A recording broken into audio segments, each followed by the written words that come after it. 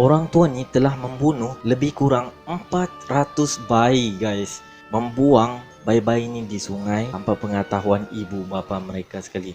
Assalamualaikum warahmatullahi wabarakatuh. Salam sejahtera, salam perpaduan kepada anda di luar sana konco-koncoku. Welcome to my channel.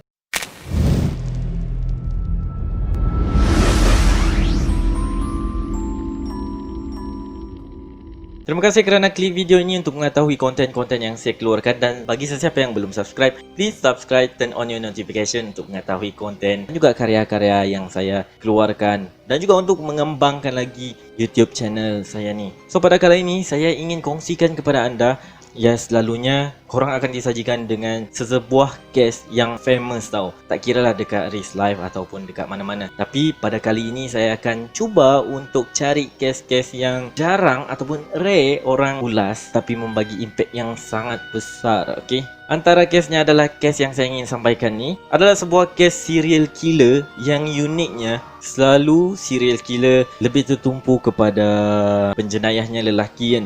Tapi lain pula kali ini penjenayahnya adalah seorang wanita dan mensasarkan mangsa jenayahnya adalah bayi guys. So case ini memang rare, dan jom into the deep case.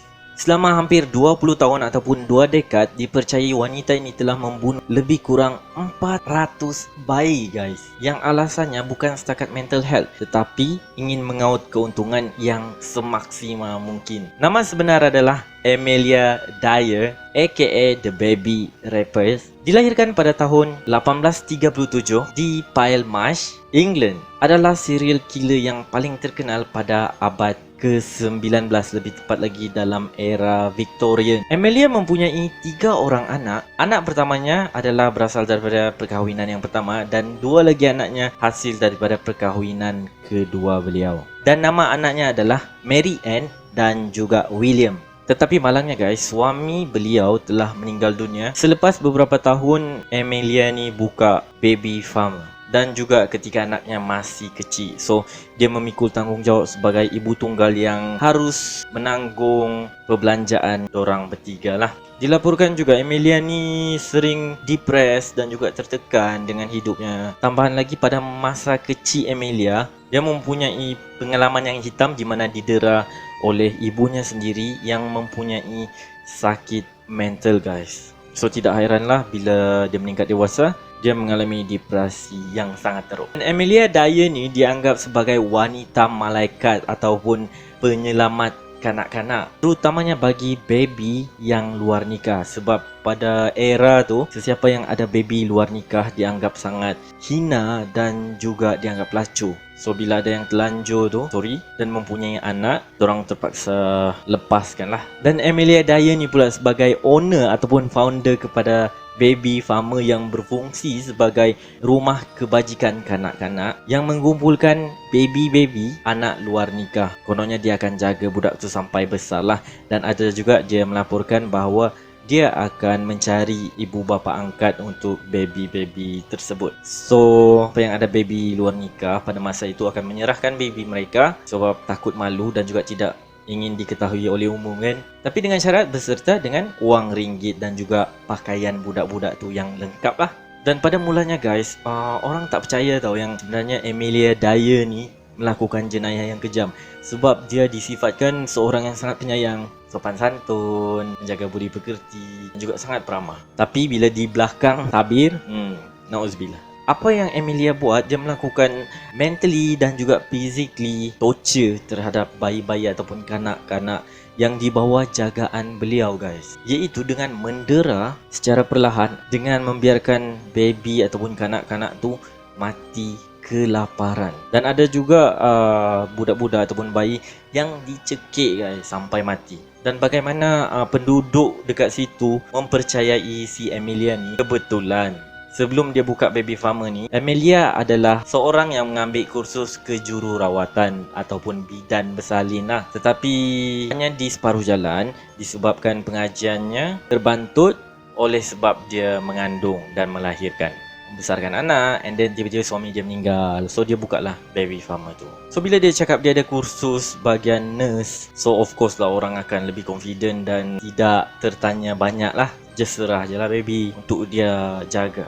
Lagi satu, memang pada masa tu dia seorang saja yang buat bisnes baby farm tu ataupun penjagaan bayi, rumah kebajikan lah. Dan dia mengasaskan baby farm ni dengan seorang kawan dia, seorang jururawat jugalah, iaitu Alan. Tapi bila separuh jalan, Alan ni terpaksa berpindah ke Australia. Dan ini lagi memudahkan urusan si Emilia untuk melakukan jenayahnya.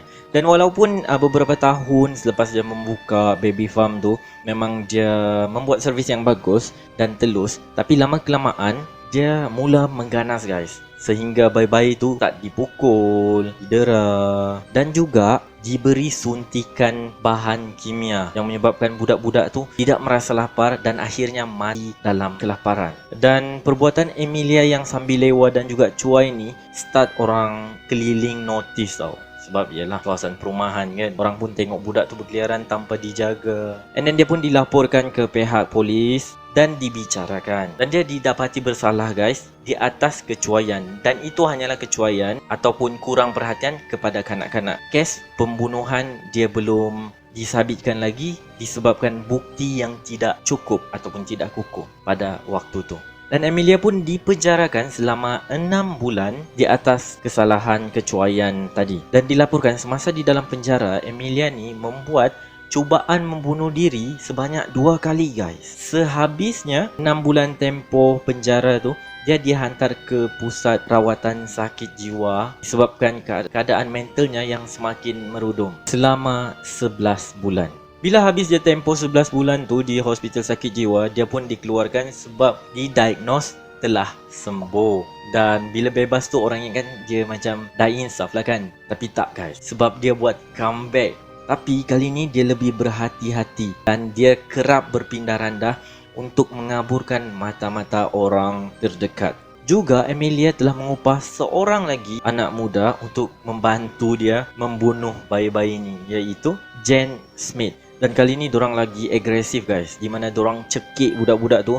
Kalau dulu dorang macam buat lapar ataupun dera, tapi kali ni tak. Buat lapar, lepas tu kalau tak mati lagi budak tu dia terus cekik. Sebab bisnes dia semakin maju, budak-budak pula semakin ramai dihantar ke pusat jagaan. So dia pun tak nak rugi lah kan. Duit dia dapat, tapi dia kena bunuh budak-budak yang dah lama kat situ supaya budak baru boleh masuk. Dan begitulah kitarannya. Dan selepas budak-budak tu mati, mereka dipercaya dibuang di sungai dan sesetengahnya juga ditanam di tanah lapang The Thames. Yang dibuang di sungai tu memang orang kampung jumpa lah, sebabnya hanyut kan. Tapi mereka keliru sama ada ini kes jenayah bunuh ataupun memang bayi tu dah mati masa dilahirkan dan dibuang. So pihak polis pun tak dapat nak buat apa-apa.